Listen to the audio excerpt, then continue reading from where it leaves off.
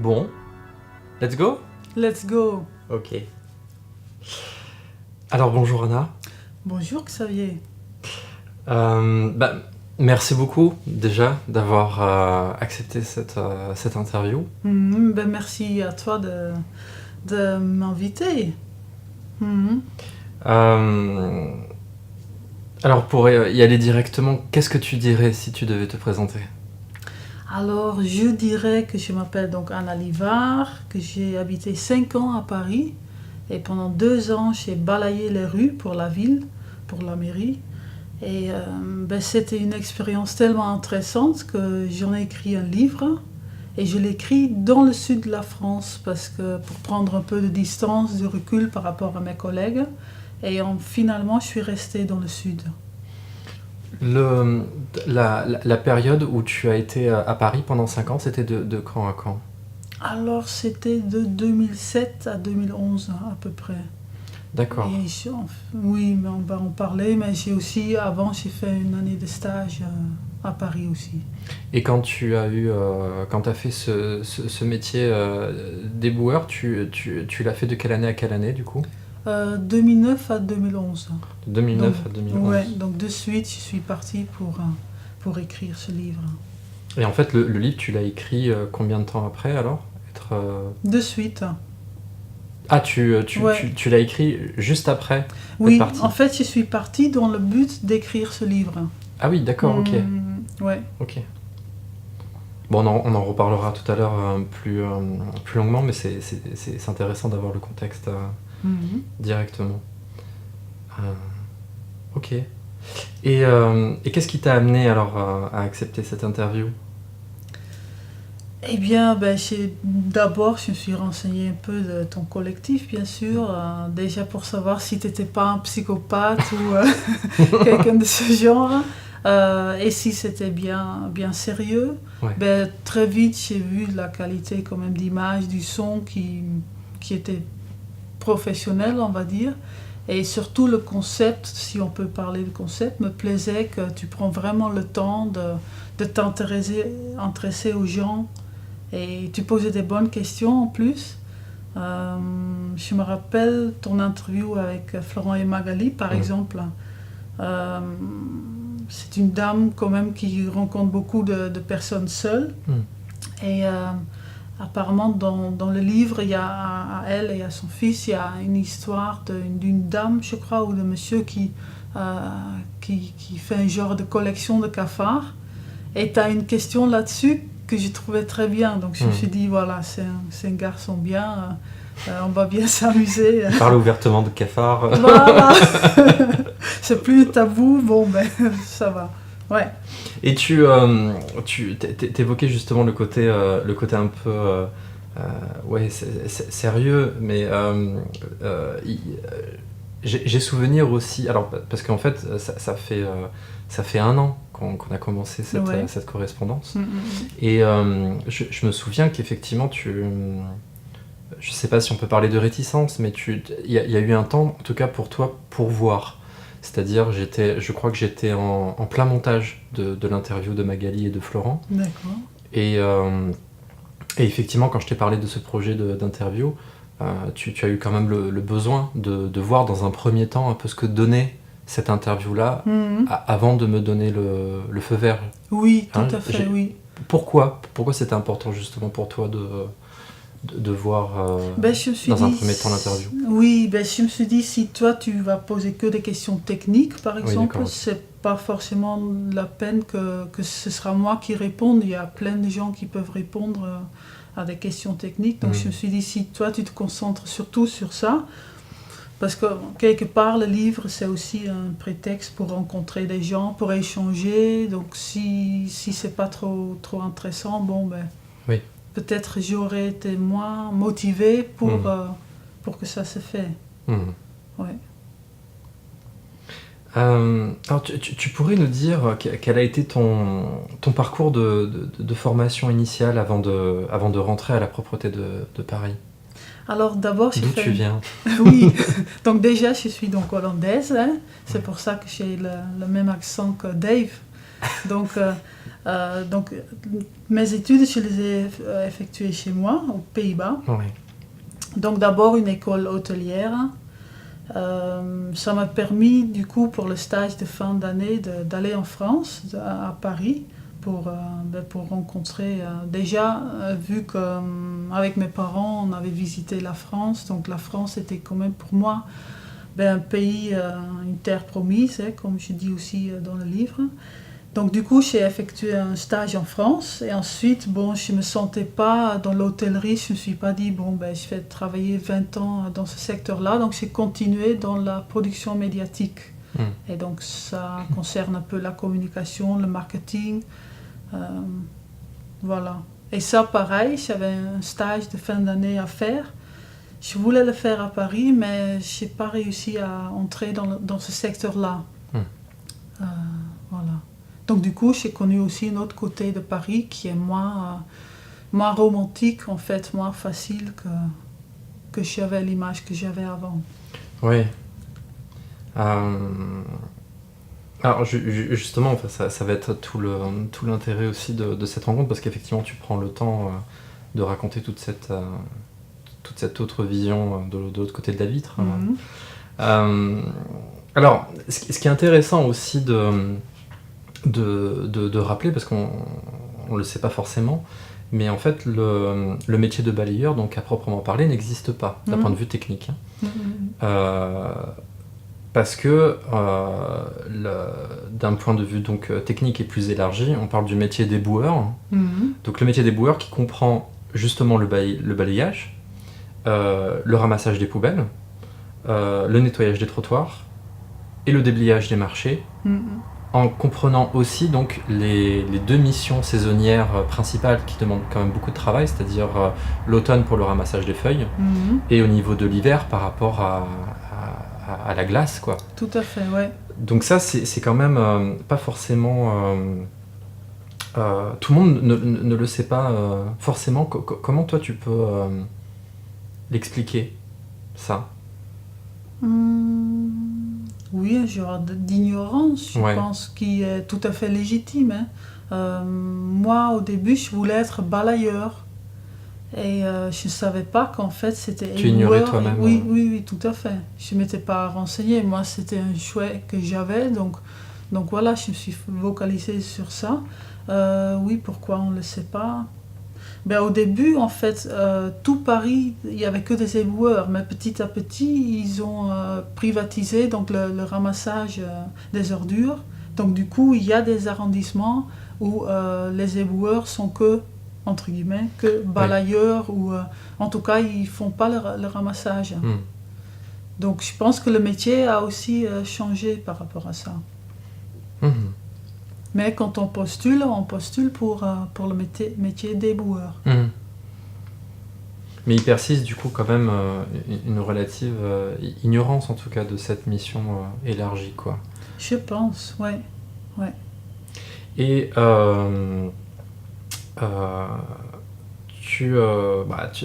c'est pareil, hein, de toute façon, l'intérêt c'est d'inviter aussi les gens qui s'intéressent à cette interview à lire réellement ton livre. On ne peut pas résumer plus de 400 pages, même dans une interview qui va être assez conséquente, mais c'est impossible à résumer, donc on va un peu caresser un peu tout ça, mais comment on se retrouve à passer le concours pour devenir donc éboueuse à la ville de Paris, avec un bagage comme le tien au niveau formation qui normalement est un peu aux opposés, quoi. Comment on se retrouve à passer ce concours-là? Je pense que c'est la curiosité, parce que je suis assez poussée par la curiosité. Et donc je connaissais Paris en tant que stagiaire, mais j'avais vraiment envie d'approfondir. Je me posais plein de questions. Quand tu marches dans la rue, tu vois des choses. Moi, je me posais des questions, mais je ne trouvais pas les réponses parce que j'étais trop à l'extérieur quelque part. Donc je me suis dit, pour trouver des réponses, il faut que tu connaisses un peu mieux Paris. Peut-être il faut que tu travailles dans la rue pour rencontrer des gens. Je me suis dit, soit je pourrais devenir factrice, soit peut-être balayeur. Et oui, c'était plutôt ça, vraiment l'envie de comprendre. Et je ne me laisse pas limiter par le niveau de formation quelque part. C'est pas un frein pour faire quelque chose où tu n'as pas forcément besoin de diplôme. Et bien sûr, je ne trouvais pas non plus de travail dans mon domaine à moi, qui était les médias, apparemment un secteur fermé, où on m'a parlé, peut-être il faut que tu te fasses pistonner, mais bon, si tu connais personne, c'est un peu difficile. Donc c'est ça aussi, c'est un peu la force des choses, mais c'était quand même vraiment une démarche plus que volontaire de ma part, vraiment envie de connaître Paris et est-ce que... bon, là, on est sur une question un peu technique. Ah, mince. Non, mais vu à travers, justement, ton regard, alors, y a plein... Enfin, c'est une question qui regroupe plein de questions, mais ça va être intéressant parce que on va lire certains passages pour voir vraiment aussi comment toi, tu as pu voir un peu les choses, mais ça peut être intéressant, encore une fois, aussi à titre... informatif pour les gens de voir un peu en quoi consiste ce métier à part entière. Est-ce que tu pourrais juste nous dire en gros en quoi consiste le concours, les examens et la formation, parce que de ce que j'avais noté, tu as eu 2 semaines de formation donc à l'école de la propreté, c'est comme ça que ça s'appelle. Oui. Tu as eu 2 semaines de formation. Et alors j'avais noté, tu avais fait une interview dans 20 minutes, et donc c'est un article qui date d'octobre 2016, et à l'époque ils écrivaient, pour qu'on s'en rende compte, sur 1500 candidatures, 307 personnes auront suivi cette fameuse formation en 2016. D'accord, ouais. Donc je trouvais intéressant que tu puisses un peu nous parler un peu du cadre de manière très générale, voilà. En quoi consiste le concours, les examens, la formation. Après, on va détailler petit à petit, mais de manière générale. Oui, donc tu as d'abord ce test écrit dans un grand espace, tous ensemble. Donc ça fait beaucoup de monde. Je pense qu'ils font un premier tri comme ça. Il y a des questions... oui, tu arrives assez vite à dire c'est ça qu'ils veulent entendre. Mais bon, donc il y a d'abord un test écrit. Après, si tu as passé ça, tu as des efforts physiques à faire, un genre de test physique. Et ça se trouve à l'école de la propreté, à Montmartre. Ensuite, tu as l'oral. Oui. Puis tu as des examens médicaux aussi à faire. Et ensuite, quand tu es embauché, tu as ces deux semaines de formation à l'école de la propreté. Elle se déroule comment, ces 2 semaines de formation, en gros? De quoi elle est composée? Alors, c'est des formateurs qui ont été éboueurs eux-mêmes. Enfin, ils sont toujours éboueurs. D'accord. Mais maintenant, ils sont en plein temps, ils sont formateurs. Donc, tu as gestes et postures, par exemple, il y a un agent de police qui vient te parler des risques de cannabis, de consommation de cannabis ou de l'alcool. Il y a aussi des stages pratiques sur le terrain, donc le balayage. Parce que ça peut-être paraître bizarre, mais il y a quand même un genre de... Tu as les gestes postures, c'est un balai avec un manche long, donc tu as quand même des genres de règles à respecter. C'est aussi, on t'apprend sur des questions plus juridiques, qu'est-ce qu'il faut faire, qu'est-ce qu'il ne faut pas faire, mais aussi des expériences qu'ils ont eues avant. Par exemple, si tu nettoies le trottoir à la lance, donc il y a un débit d'eau très important, une pression, et il y a des fois des gens qui viennent te demander, par exemple si M. Ibrahim te demande de lui laver sa bâche, eh bien désolé mais on ne peut pas. Parce que si la bâche date d'une dizaine d'années et tu mets la lance dessus, il y aura des dégâts. Et donc du coup, ça non, si on te demandait, tu peux pas faire un petit coup sur ma voiture, eh bien non, tout ça on peut pas. Mais aussi on risque d'agression, parce que ça arrive malheureusement. Il te donne un genre de processus à faire, il faut mieux partir par exemple. Parce que même si tu te fais agresser et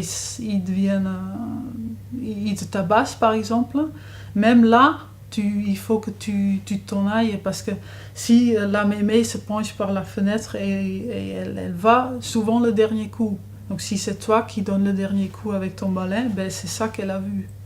Ouais. Donc toutes ces petites astuces, ils te le donnent.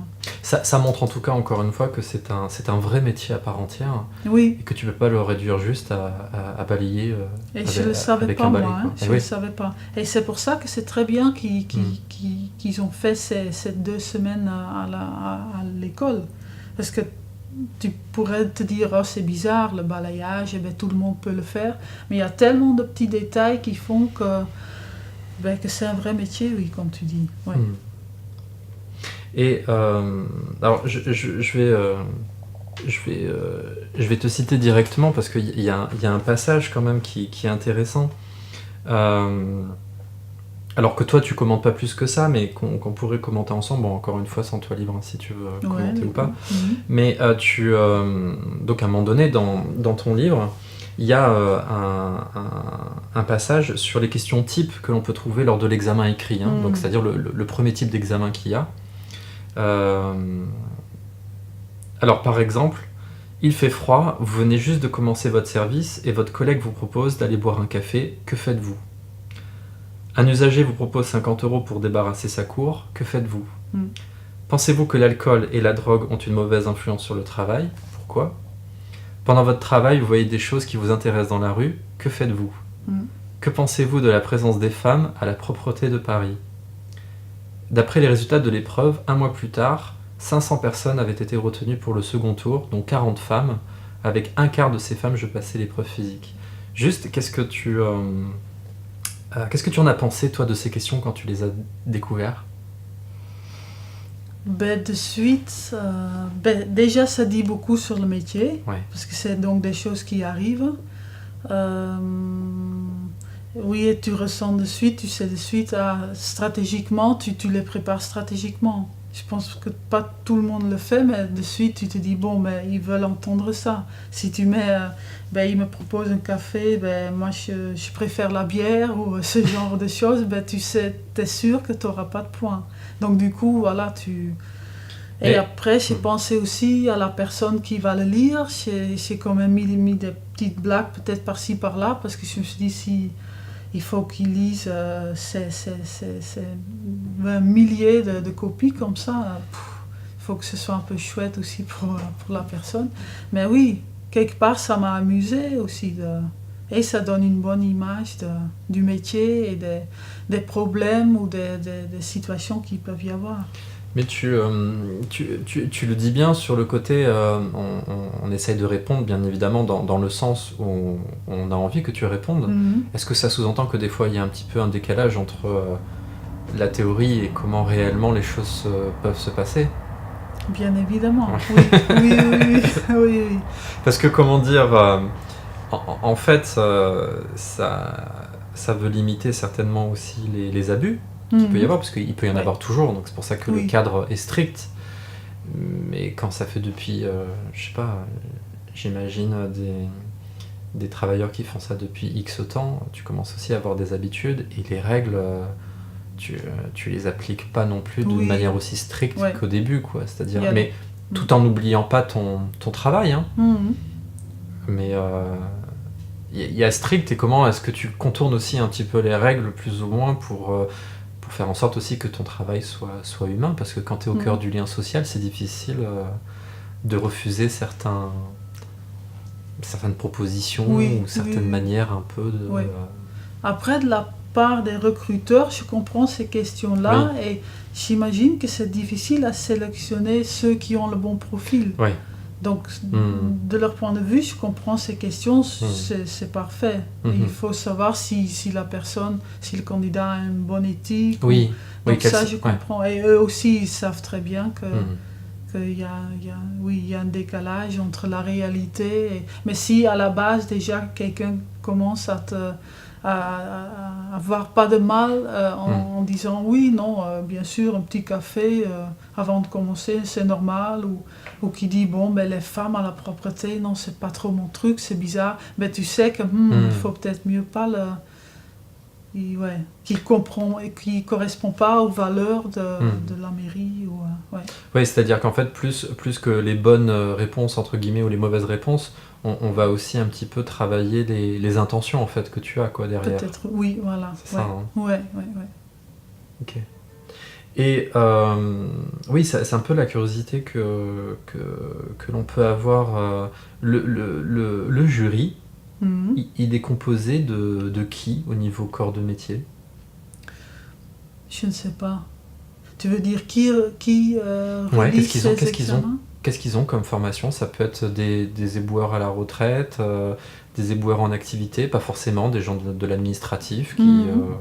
J'ai aucune idée. Tu sais pas? Non, je sais qu'à l'oral... Ben en fait, nous, on ne sait pas qui regarde les copies, mais à l'oral, je sais que c'était...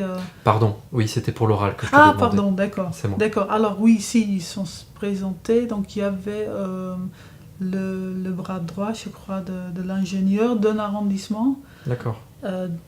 De la propreté, et il y avait une dame, je me rappelle plus, je crois que c'était elle faisait une fonction plus généraliste au département DRH, ouais. D'accord. Ressources humaines, ouais. Ok. Il me semble. Parce que oui, tu en parles un peu plus loin, effectivement, c'est important de préciser ces 3 temps-là. Donc tu as l'épreuve écrite, il y a l'examen physique, et après il y a cet entretien individuel. Alors l'entretien individuel, tu en fais aussi un petit passage que je trouve intéressant. Alors pareil, je te le lis. Hein. Ça marche. Tu me dis... Donc, la question principale de l'entretien d'admission était si je trouvais que Paris était propre. La question me fut posée pas moins de 2 fois. Une fois par le monsieur qui menait l'entretien, un homme avec un regard enthousiaste et vif derrière ses lunettes de lecture, et une seconde fois par son assistante qui avait l'air aussi bienveillante et intéressée que lui. En fait, je n'avais pas prêté attention à la propreté de Paris, ce qui pouvait signifier que je n'avais jamais été interpellé ou dégoûté par une saleté éventuelle. Plutôt honorable pour une métropole. Ne pensais-je pas que le travail serait trop lourd physiquement? En moyenne, un éboueur ramasse 6 à 7 tonnes d'ordures le matin, dont 40% sont déposés à côté des poubelles. Et savais-je ce que l'on rencontrait malheureusement dans les rues de Paris? Des clochards, répliquai-je, consciente de leur présence. Mais ce n'était pas la bonne réponse. Des seringues et des aiguilles alors? Non, ça c'était seulement dans certains quartiers. Ah, des déjections canines. Il est étonnant quand même cet entretien. Pourquoi? Parce que dans le décalage des réponses que tu as, parce que c'est vrai que, je sais pas, alors bon, après c'est un peu la sensibilité de chacun, mais si la question principale c'est comment est-ce que tu trouves Paris, est-ce que tu trouves que Paris est propre, une question très relative, et que, comment dire, qu'est-ce qui peut, entre guillemets, contribuer à l'insalubrité, effectivement, on peut penser aux personnes qui sont sans domicile fixe, on peut penser effectivement aux seringues, aux aiguilles que l'on peut trouver dans certains quartiers, etc. Et puis en fait, non, c'est pas forcément la bonne réponse, on te parle des déjections canines. Oui, parce que eux, surtout ce monsieur, je pense qu'il était complètement saisi par la propreté. Ça se trouve qu'il a fait toute sa carrière dans ce domaine-là. Et moi, je venais juste d'arriver, je n'avais aucune idée quelque part. Donc je pense que oui, autant lui, autant mon regard à moi et autant son regard à lui était coloré, enfin, vers une certaine direction. Ouais. Mais c'est vrai que c'est pas forcément la chose à laquelle on s'attend comme bonne réponse, en tout cas. On pense pas forcément à la déjection canine. Peut-être. Mais peut-être si, parce qu'apparemment, s'il y a des recherches, des enquêtes sur ce qui dérange le plus... Oui, tu en parles après, oui, dans le livre. Ah oui. Apparemment, c'est les crottes, oui. Ouais.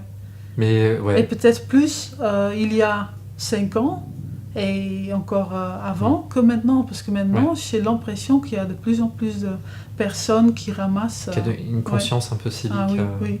Grâce à la communication aussi, bien sûr, l'éducation. Oui. Mais, oui, à l'époque, c'était encore plus une source de...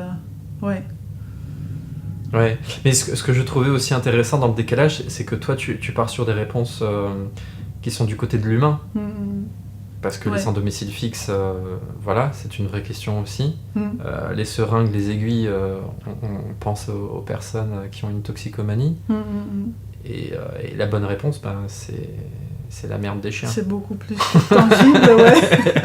Donc voilà. Elle est intéressante, cette coloration quand même. Ça... Mais après, bien évidemment, encore une fois, c'est la sensibilité un peu de chacun. Mais bon, faut la trouver, cette réponse-là. Même si, effectivement, après, quand tu fais des enquêtes, tu t'aperçois que c'est la préoccupation numéro 1. Bon, c'est bien aussi de se préoccuper de certaines choses aussi plus humaines aussi. Parce que, bon, la toxicomanie... Oui, et finalement, je pense que le problème des dissections canines, c'est plus vite résolu que la question des sans-abri ou de la toxicomanie. Donc, ouais. Et l'examen physique, alors, tu pourrais nous en parler? Alors, c'était très intéressant aussi. En fait, ça se passait dans le garage, au sous-sol. Il fallait transporter des sacs de sable et une porte ou une planche d'un côté du garage à l'autre. Et il fallait faire un petit tour avec un conteneur. Et le tout, c'était chronométré. Mais oui, c'est plus l'ambiance qui était intéressante. On était donc avec, je crois, une vingtaine de femmes à l'école de la propreté. Donc il y a du lien qui se fait, il y a pas mal de temps d'attente, donc tu discutes, il y a des choses qui se passent. C'est ça aussi qui était intéressant. Il était physique cet entretien ou pas plus que ça? Il t'a donné un aperçu de ce que ça pouvait donner réellement sur le plan physique, de ce que ça pouvait... Si c'était représentatif, oui. Mais bon, ça prend 1 minute. Mais bon, je pense que oui. Je pense qu'ils voient quand même si tu as du mal avec le conteneur déjà. Par exemple, je voulais dire des personnes en surpoids, par exemple, ils risquent de souffrir un peu plus. Mais il y en a qui sont très sportifs aussi, donc des fois ça veut rien dire. Mais aussi, voilà, Parce qu'on en reparlera après, mais il y a des longs passages où tu racontes bien justement à quel point ça peut être physique. Et là aussi, on s'en rend pas compte. Si on reste dans une image un peu appauvrie du métier, tu te dis, bon, balayer, ça va, c'est pas compliqué. Sauf que c'est beaucoup plus subtil et beaucoup plus compliqué que ça, quoi. Ouais.